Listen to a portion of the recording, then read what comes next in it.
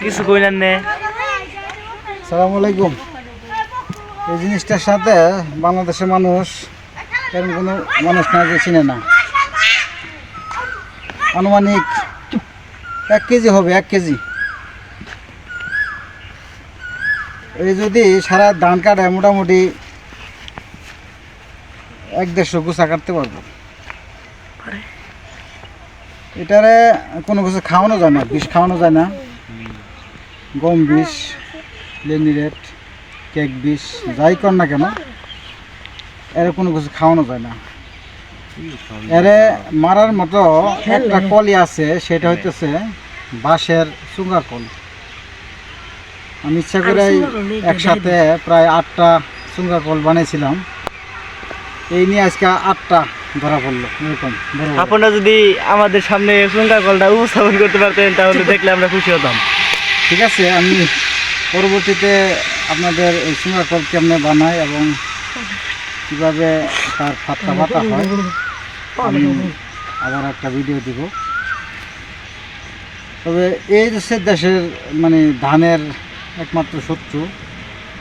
ধানে পোকা ধরলে হয়তো আমরা সাময়িক কিছুদিন পরেই কীটনাশক দিয়ে এটা দমন করতে পারি, কিন্তু যদি একটা গাছ মানে একটা ধান গাছ যদি কেটে ফেলে ওটা কিন্তু মানে ওটা কিন্তু আর মানে ধানের আশা করা যায় না। তা এই ইঁদুর ফসলের অত্যন্ত একটা ক্ষতিকারক প্রাণী। ইঁদুরকে সবাই দমন করার চেষ্টা করলেও কিন্তু দমন হয় না। দমন একমাত্র পদ্ধতি যদি প্রাকৃতিকভাবে হয়, যেমন বন্যা হলে আইলের যে ইঁদুরগুলা থাকে এগুলা তার ঘরতে পানি ঢুকে অটোমেটিক মারা যায়।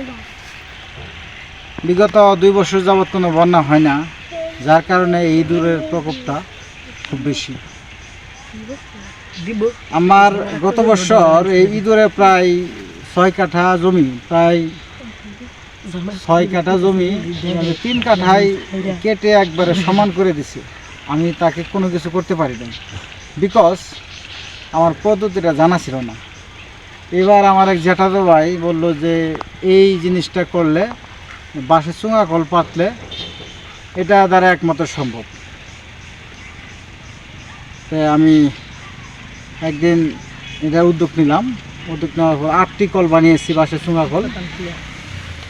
যেদিনকে পাচ্ছি সেদিনকে 2টা, তারপর দিন 2টা, তারপর দিন 2টা এবং পরের দিনকে 2টা, টোটালে 8টা ইঁদুর আমি এরকম প্রায় কেজি খানিক ওজন এই ইঁদুর আমি দমন করতে সক্ষম হয়েছি।